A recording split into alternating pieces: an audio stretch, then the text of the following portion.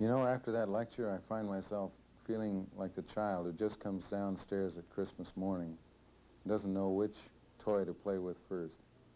There's so many ideas in a lecture like that it's hard to even know which one to think about and talk about first. You know, for example, what I thought were simple, pure tone stimuli obviously have many complexities. Simple pure tone stimuli to a patient in his preoperative and his postoperative tests are obviously much different.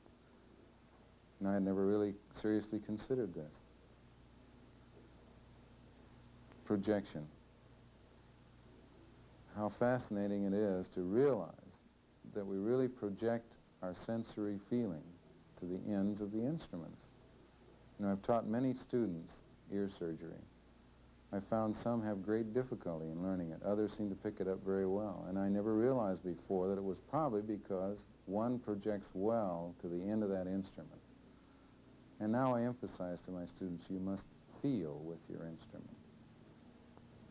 I think if each of us can learn to feel with our instruments, this is much better than emphasizing the various manipulations and maneuvers we do with these instruments.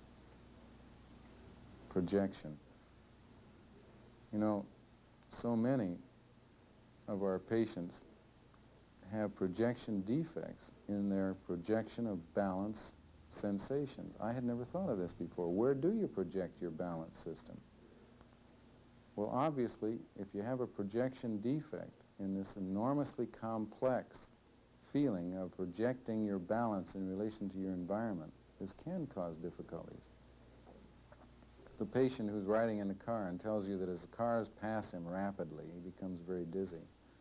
I think this obviously is a projection defect, and as we understand these things better, we probably are going to be able to help our patients a great deal more. Adaptation. You know, when you think about it, adaptation apparently comes so easy to the child.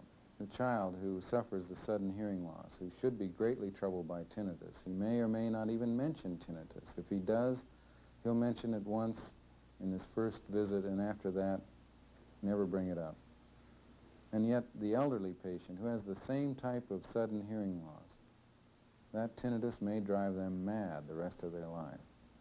Why can't they adapt to this thing? I don't know. It may be in the future that as we learn more about these things, we'll be able to manipulate adaptation the same way we now manipulate the stapes.